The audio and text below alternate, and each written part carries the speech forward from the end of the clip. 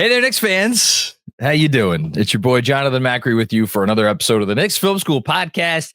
Very, very happy to welcome back a returning guest. He was on about a month ago to talk about this team before we had any real evidence of what they were going to be. So I'm excited to dig into his thoughts on the team that we've actually now got a chance to see, and also talk to him about some other stuff, including his new book, which if you're watching on the KFS YouTube channel, you could see the cover of it right behind him, the Junkyard Dog himself, Mr. Jerome Williams. How you doing, man?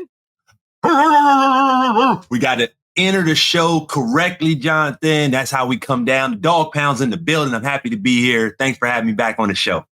It's my pleasure, man. I'm so excited because you mentioned when you were on last time, you mentioned the book, which for anybody who's not watching on YouTube is called Role Player, in which Jerome Williams, as it says on the cover, passing on the wisdom. I'm looking forward to talking to you a little bit more about the book in a bit, which you're going to be able to get in bookstores everywhere. And of course, Knicks Film School will keep you abreast of where you can obtain it when the time comes. But for the moment, I want to start actually by going back to something that happened about a week and a half ago.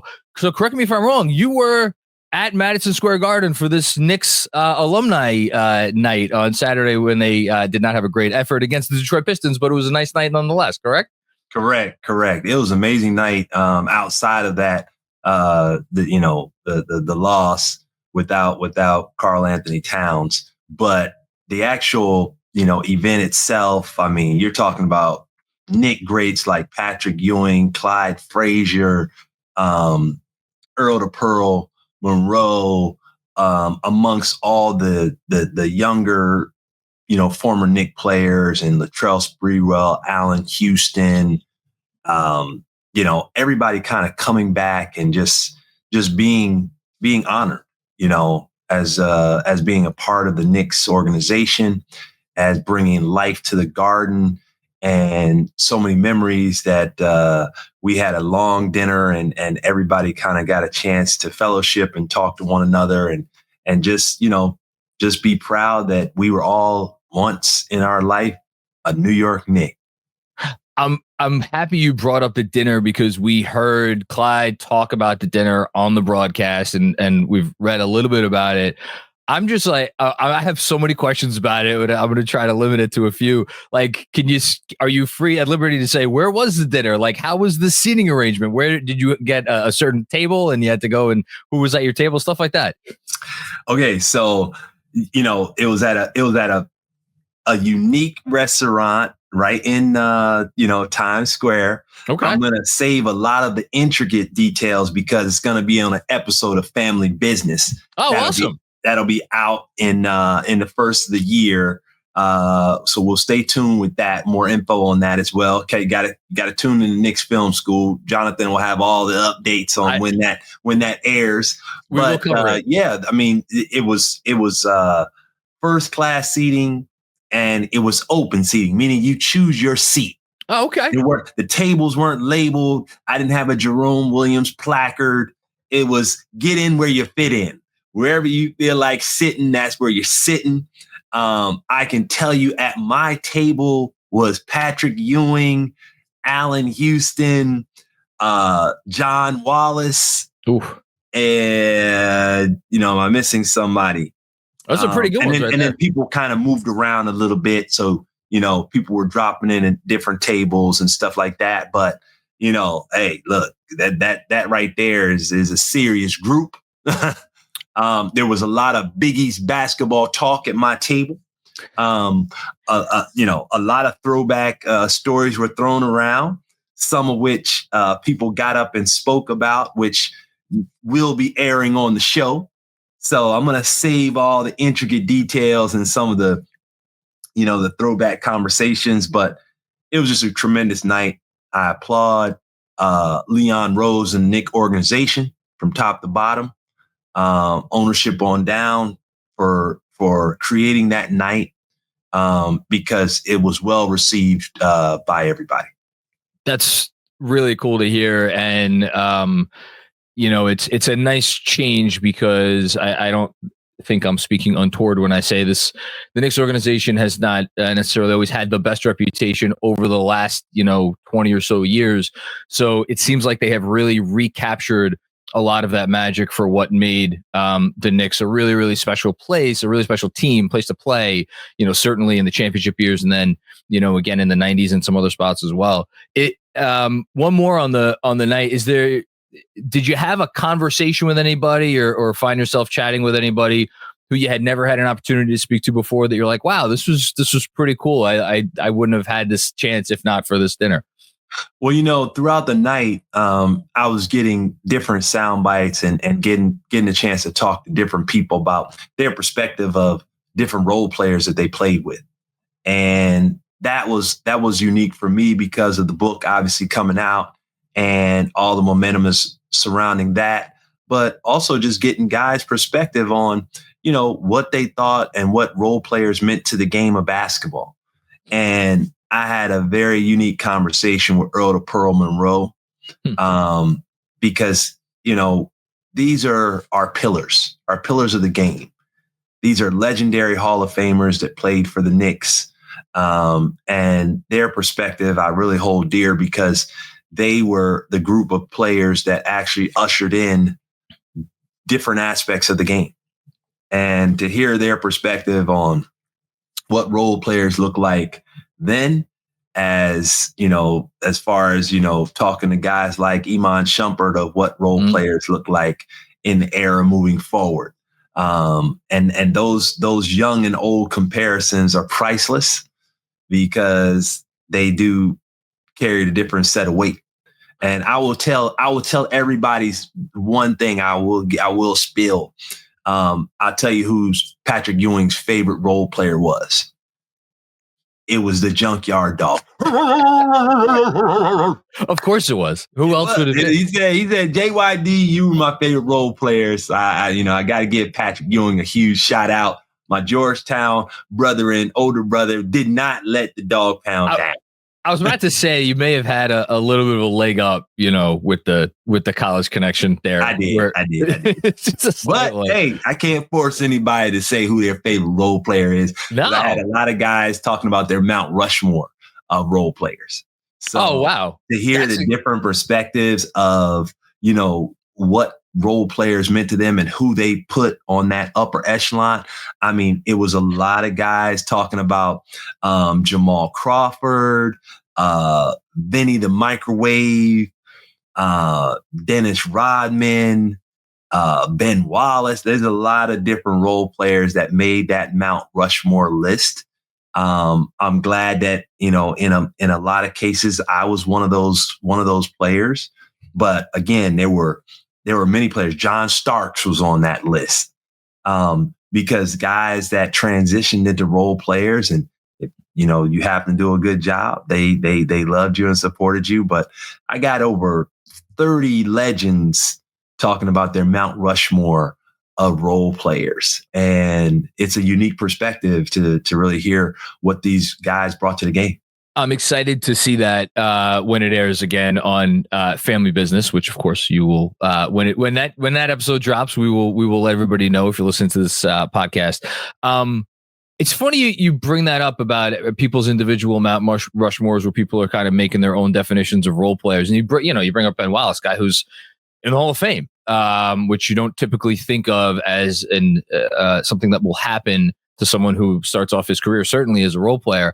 Yeah. I've been thinking about it at times this year with OG Anunoby, because I do the post-game shows here on Knicks Film School, and a lot of time, after he's had a lot of good games, including, the 44-point game against the Nuggets, people are making like, hey, man, this guy should be an all-star. And I don't always know how to process that, because I look at him as a role player, but I also wonder, does he become so good, or has he become so good at the things that he is tasked with doing that he has, elevated past that? So I'm curious your thoughts on that. Like, can someone transcend, role player dumb by simply excelling to such a great length at what they are tasked with doing?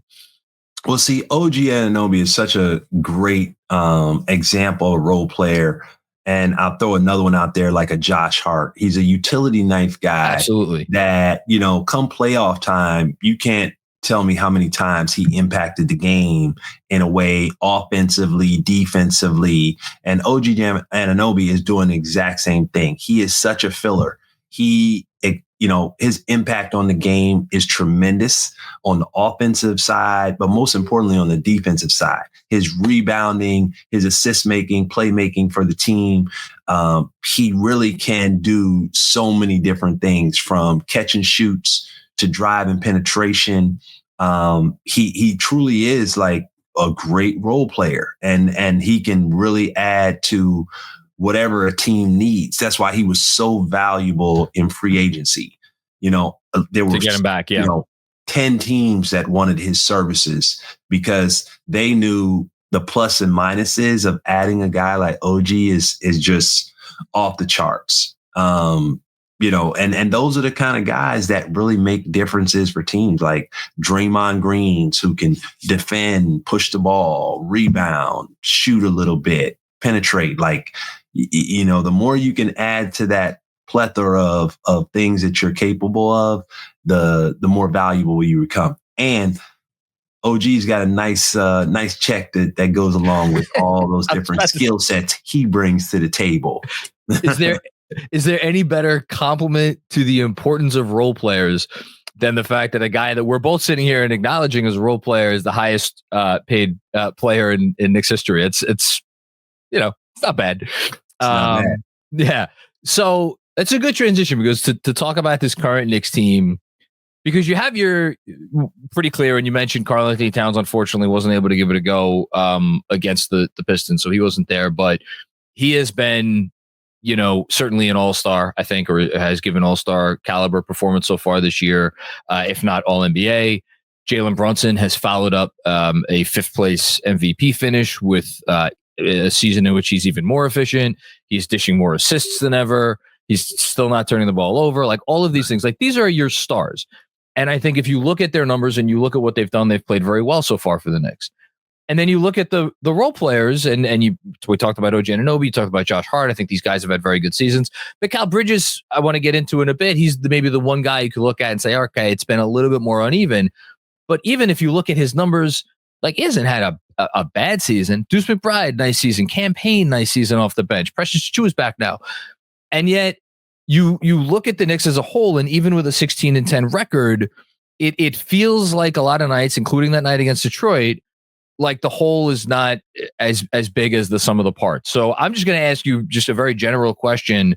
When you've watched this team this year, what is your biggest takeaway, or what are you seeing with them? The number one thing that I see, and Tom Thibodeau, he's a perfect coach for this type of team, is the cohesiveness and the chemistry that's needed on the defensive end.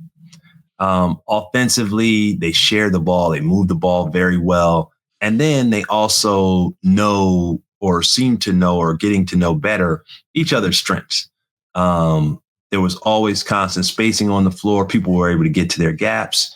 Karl-Anthony Towns and Jalen Brunson, they work very well together, and they really complement each other. But on the defensive end, that's where you see the erratic, not being able to knuckle down and get stops on a consistent basis, where you really, put teams on their heels, where they have to figure out how to defeat you. It's just a little bit like too easy right now, to be able to get scores.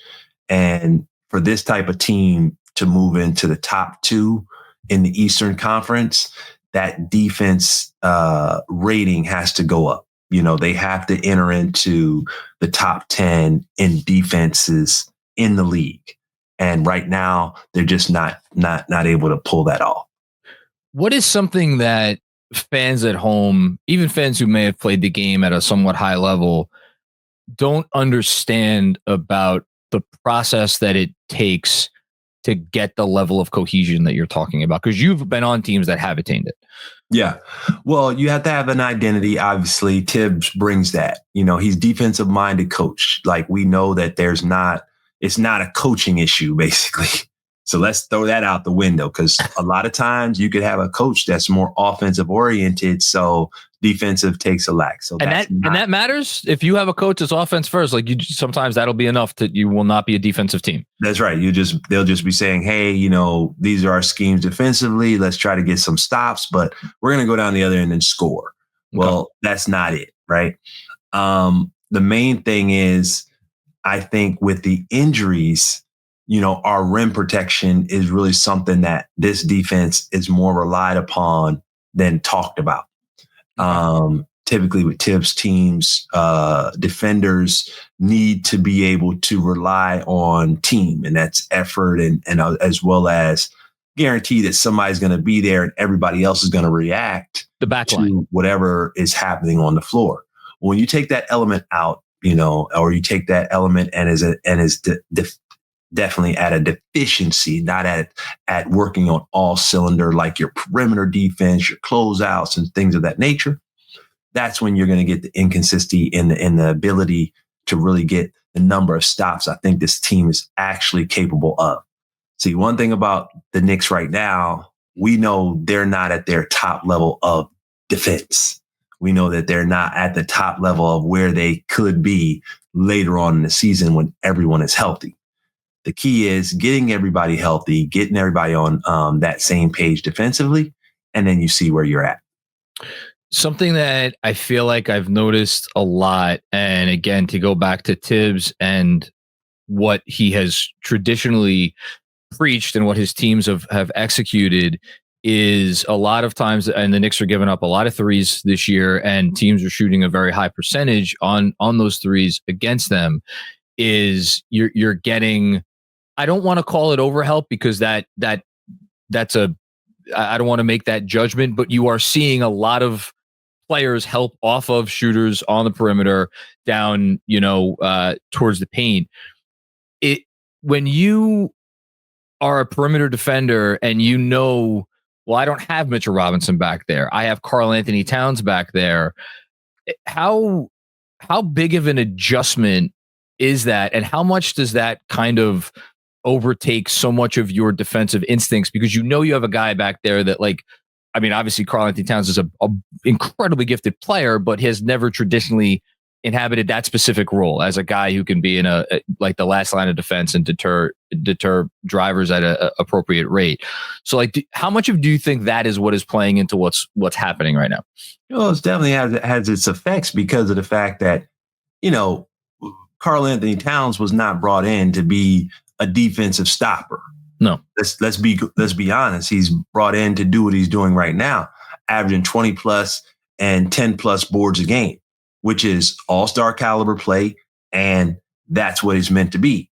Now, when you go to what the team needs, and as far as what you were just explaining, I think you explained it perfectly, because, well, if you're relying on that 20 plus 10 points a game and people are getting beat to the basket, and now he's relied upon as being that second layer of defense, well, he can get in foul trouble. That then takes away from some of your offense, because now he's not on the floor.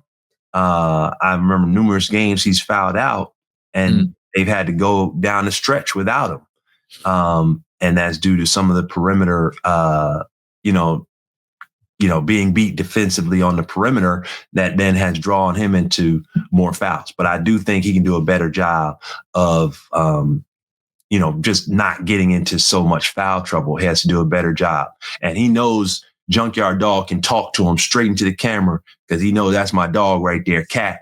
And I brought him out of top 100 NBA top 100 camp, and we had our blood sport one-on-one game. He passed the test, so I know what he's capable of.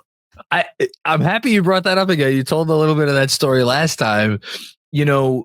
We have seen him this season already. You think back to the Denver game.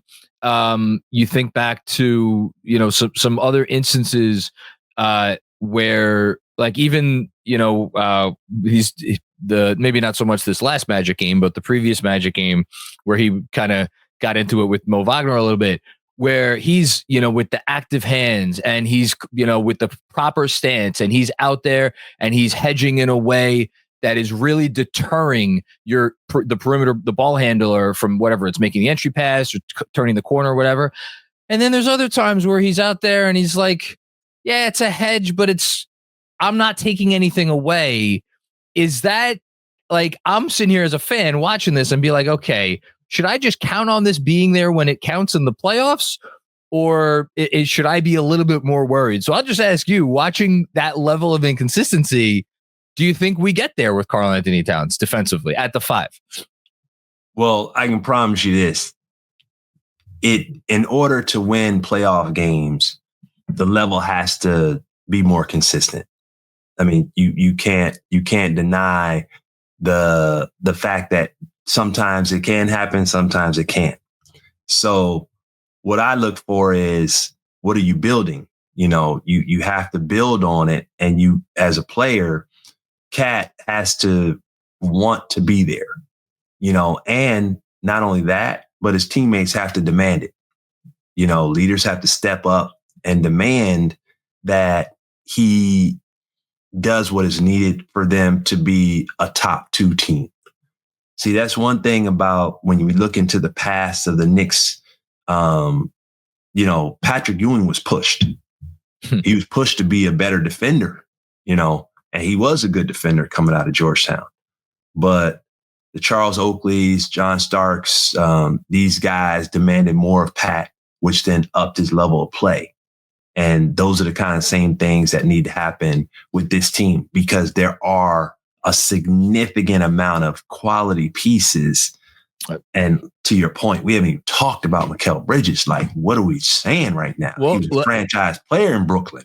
We know what he's capable of. But at the same time, he's a two-way player, defender as well as offensive-minded guy who can light it up.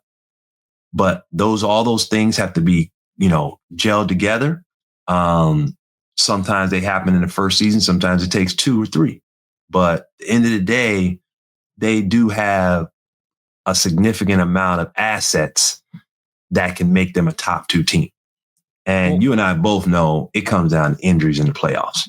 Healthy teams win, and teams that aren't healthy, as we saw last year, don't go as far as they are capable of going. Let's talk about Mikal Bridges, because, one of the things that I've started to think about recently is how, he was in a very stable situation. I mean, they didn't do a lot of winning when he first got there, but in Phoenix became pretty good pretty fast. Like once they hired Monty, and he had this reputation as like, okay, you talk about role players. Was there a better, more respected role player in the NBA than Mikal Bridges? And then over the course of 18 months, traded for one of the greatest players of all time, has to take on a completely different role with the Brooklyn Nets. Then that follows up another year, by another year with the Nets, in which that role kind of morphs again, because now he's not the definitive 1A. They got Cam Thomas. He's shooting a lot. And now he's over here with the Knicks. And so you have this, the I'll call it the spine of your defense, right? With Mikal usually guarding the point of attack and Cat on the back line. These are 2 new players who are not with the team last year. And you're asking them to do things that, like, I don't think either of them have been asked to do for a few years. And in Mikal's case, there's been some talk about, like, well, he never really has been tasked with being a game after game, possession after possession, point of attack defender. So how big of an adjustment, as someone like yourself who has changed teams in the middle of years too, how big of an adjustment is he still going through even almost 30 games into the year? Oh, it's a huge adjustment. It's a huge adjustment, because the level of commitment that takes and focus, and then on the tail end of that, having to come down and people expect you, to be able to average in those upper teens to, early 20s. So at the end of the day, like, this is something that I know the organization as a whole is sort of counting on that he'll figure out, because he's that type of player. He's the type of player that can figure it out, who's very capable of doing big things in the playoffs and being that kind of, 1, 2, 3 punch as being a third punch for this Knicks offense. I've seen multiple games this year where you see spurts of it, and you can see where he's relied on in stretches of the game where Jalen can't get it going, cats being double teamed or whatever. And then, it's Mikal. So it's like, let's go.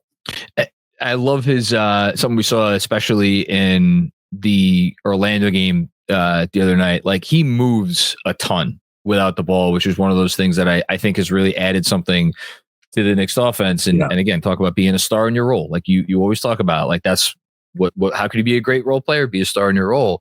In terms of like getting to where they need to go, there's been a lot of conversation about the scheme, playing drop versus a more aggressive style, maybe more switching now that Precious is back. When you're in a season, when you're in the midst of it, how much is this kind of stuff like actively discussed? Like, do players and coaches sit around and be like, hey, maybe we should be leaning more into this, or maybe like I feel like I want to give this more of a try, or is that not something that happens as much as we might think? Well, it doesn't happen as much as from a player's perspective as it does from a coaching perspective, because players, based on how we're rotated, how we're being practiced in practice, and then obviously when we see the layout of games, we know that we have to fulfill certain obligations during those minutes that's needed for the team to win. So that's pretty much the segments that kind of go. We know that Karl's got to get his touches. We know Jalen's got to get his touches. Then you go to that second tier. Is it going to be OG and Mikal? Like, you sort of fill in those gaps. Sure. And then as a role player, you fill in, okay, now what can I add on top of these things based on the evening at hand? So if Karl and Jalen get it going early, that's going to be like less offensive rebounds that are needed by the dog. So what I'm going to be needed to do is come down on the other end and get stops and defensive rebounds, right? Steals or some energy plays to get things going, diving for a loose ball, sure, keeping the fans engaged. Like, those are kinds of things that as a role player, you're getting a feel for each and every game and where you can, plug and play.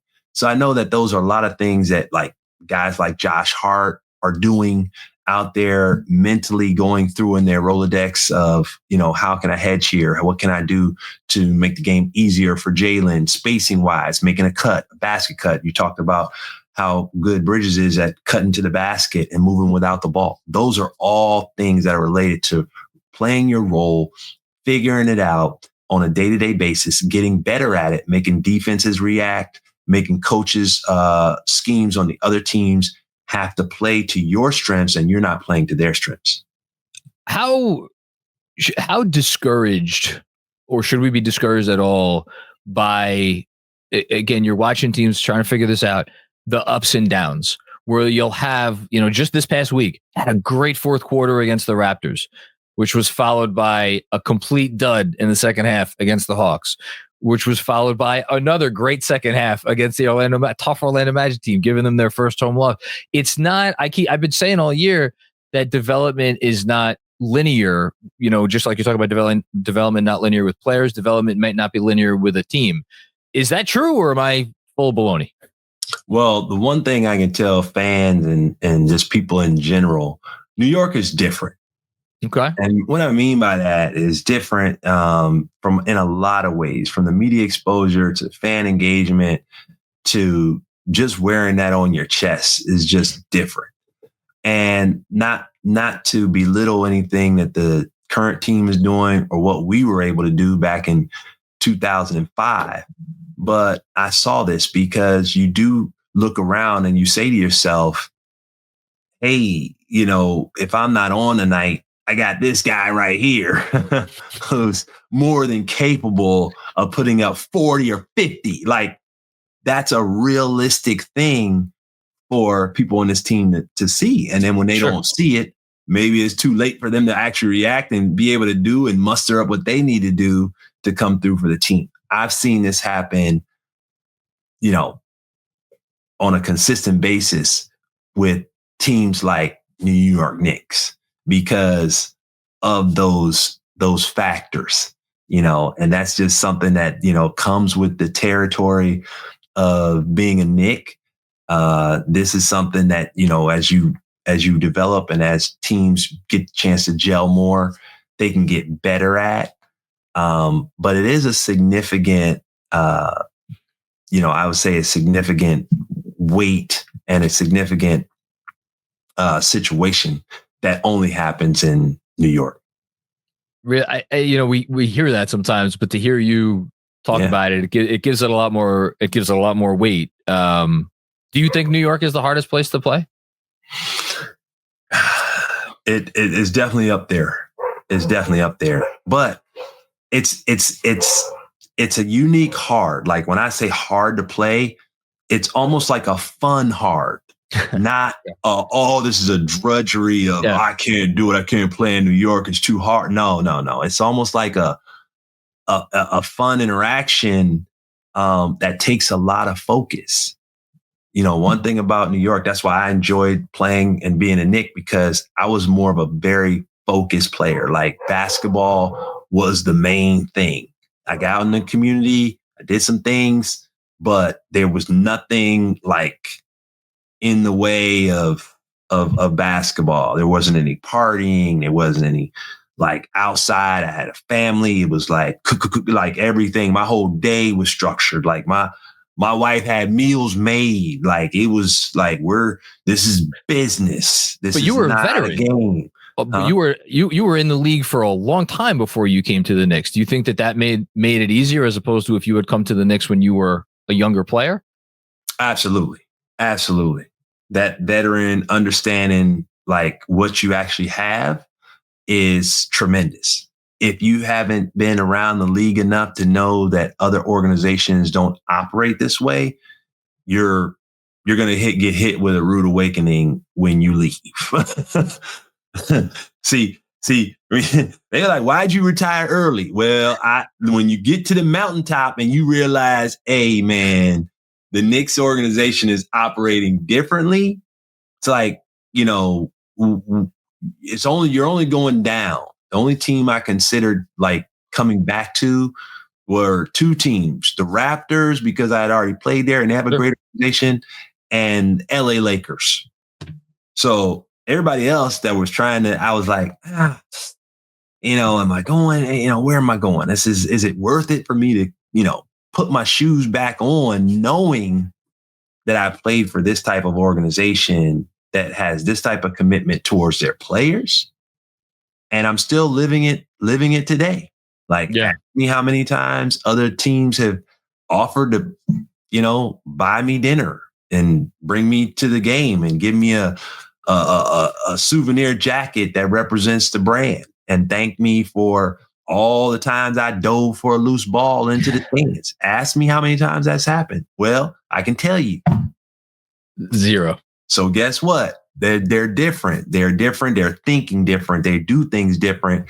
And it always started with the players. So, hats off to the Knicks, but also I do understand it's a tough place to play because, you're treated at the top of the food chain, and you gotta man up, dog up, whatever you got to do to understand that comes with a certain weight and responsibility. Because guess what? Just like certain teams are everybody's Super Bowl, everybody wants to beat the Knicks. It's when they come to the Garden, that's not a normal game. That's not like, I'm not going to just put every team out there, but it's not that. Nobody's getting up to play Milwaukee Bucks. It's not like, oh, we're going to Milwaukee. What are we going to do? Like, let's get hyped. Man, we're sitting in the hotel like, oh man, what time is the game? Okay. Yeah.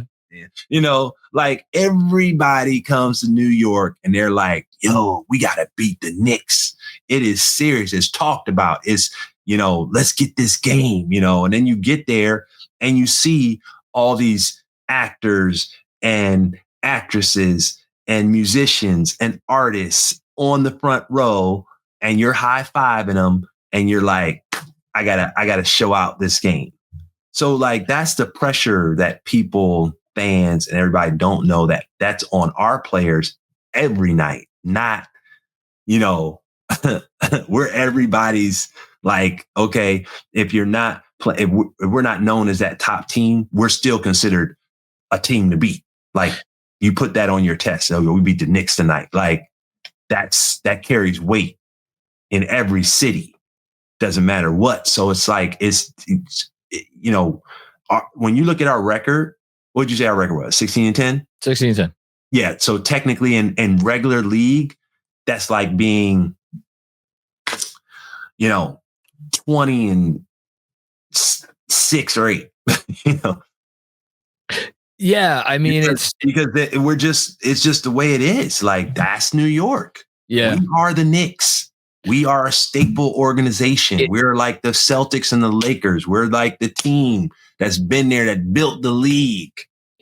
It's different weight, Jonathan. It's different weight. I want to make sure our fans know that when you put on this Knick jersey, you trust me, you're walking different, you're being treated different, and your whole life is going to be different. Look at me. I got books talking about role player. I got stuff I'm dropping and people understand like, man, he's passing on some wisdom. Yes, I am. I'm passing on to you, Dog Pound. Know it. And it's coming through the Knicks Film School. So you better have your pen and your pad out because Dog Pound is in the building. Don't get me started, Jonathan. And you're backing it up because you're wearing a Knicks t-shirt. I have to say, this is the most refreshing thing ever for me to hear, because even though this team has been quite a pleasure to watch now for going on 5 years, for a long time, I know just speaking for myself as a fan, it wasn't always like that, where you didn't always have that level of pride that I think you are supposed to have as being a Knicks fan. So to hear you, a former Knick, say, yeah, puff your chest out, you're a Knick fan, or even better, you're a Knick player. That's incredible to hear, and I hope that other players, and I'll ask you one more after this, but just before we move on from this, do you think players around the league, do you think that that's back now? That it's like the Knicks are like, they are different in a good way? It's definitely back, and it started with Jalen Brunson. It really did. Like that was a huge thing. Dallas really, Mark Cuban has done some great things in Dallas. That was one he messed up on right there. That was definitely one. He could have had Jalen Brunson, Luka, and like a whole echelon of Dallas Mavericks going, and he fumbled that one. That was a fumble and left the door open. And that's to the Knicks' credit that they were able to, make that happen, and to the Knicks' benefit where he's not hurting the salary cap. No. He's actually helping to be able to sign other talented players like OG, Mikal, bring in Karl-Anthony Towns. All that is a trickle effect. And yeah, it's a big deal. And I think that as the Knicks' current players and staff gel even more, this team is going to be, top 3 team in the East. And again, it comes down to just execution at that point, and they got the pieces to do it. I love to hear that. Before we get you out of here, talk about the book, and we'll talk about Family Biz. So first, Family Biz. You said you got the episode coming out early January, in which you do some behind the scenes on that very special night with all of the Knicks alumni. Where can people watch that? Well, right now we're negotiating with MSG. Oh, okay. Other Very networks cool. And different things. It's up in the air. Yeah, we got a lot of different things on the table, but it's going to be very exciting because we're going to probably put out our statement right around NBA All-Star. Okay. Tell fans exactly where to watch the show, and it's going to be a lot of fun. Look, the Knicks alumni game is in there where, you got Jamal Crawford and myself. She'll show them what we can do on the court, which is also fun because we're going up against other former Knicks. I give a shout out to my man, John Wallace. We had an inner bet going on before the game. We said, J-Dub, because we go all the way back to Syracuse, Georgetown. And we said, hey, whoever gets the first dunk that's the winner of the game. Like that's the winner. So whatever the score is, doesn't matter. And lo and behold, man, I like one of the plays I went in there to get an defensive rebound. And here comes John Wallace over the top of me, grabbing a ball and like slamming it down. Thank God, Jonathan, he missed. Thank God. Because I was like, oh, not only did he get, I didn't say we had to dunk on somebody, dunk on the other person. He added that part. Supposed to be just get one, right? So he was smart enough not to be jumping with me down the other end, because Jamal came down and gave me a nice little float alley-oop, made it nice and easy for me. 2-hand dog pound dunked it. And it was, the game was won. Georgetown prevailed. Syracuse went down. But then, J-Dub got me back other ways. He was shooting all these threes and stuff. So that'll be in the show. I have a feeling I know the answer, but if your life depended on it, which one former Knick, if you had to pick a former Knick to give you 5 minutes in a real NBA game, who would it be? Give me 5 minutes? Or just give the team 5 minutes. Like the team needs 5 minutes from some former Knick in one game. Oh man. Who would it be? Man, I'm going to Patrick Ewing. Hey, listen. Even now? Rebound. You're talking about. No, now. I'm saying now. Now. Yeah, like Jamal Crawford. Yeah. Jamal Crawford. That's who I thought you'd say. Yeah. We had to lace up right now today. Yeah, the way we are with our knees. Yeah. Jay Crawford gave us 40 the other night. And he didn't even take a warm-up shot. So easy 40. Yeah. For sure. That was a great one. And then the book. So again, you see it behind Jerome if you're watching on the YouTube channel. It's called Role Player.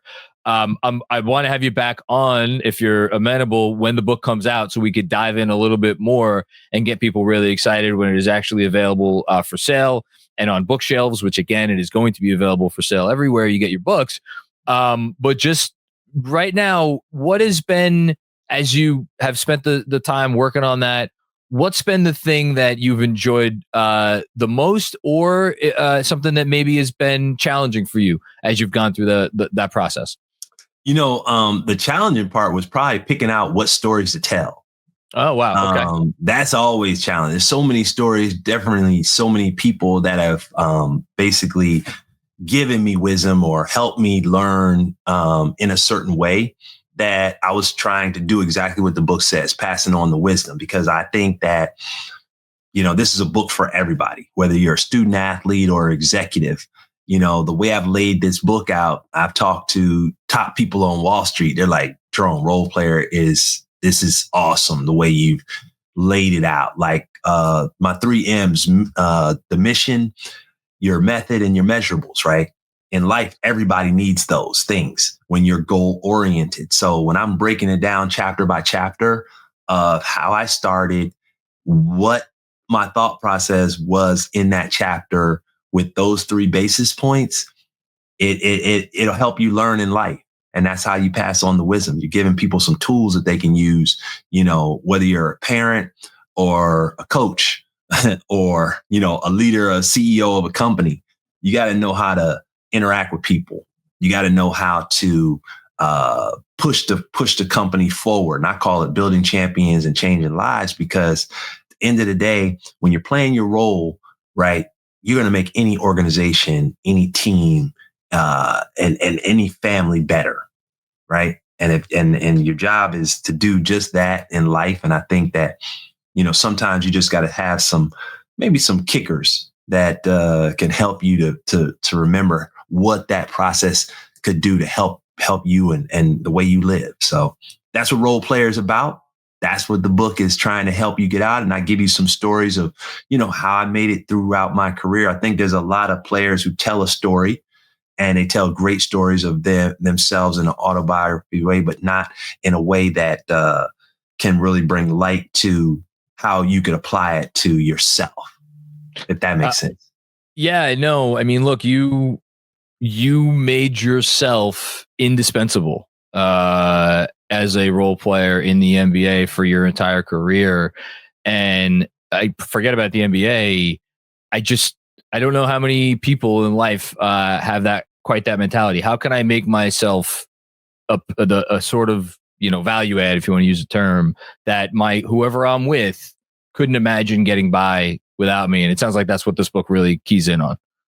Hey, it does. But you know what? I'm glad you explained it, because I couldn't even have said it better. But in the process of me going through it, I wasn't able to distinguish it like that.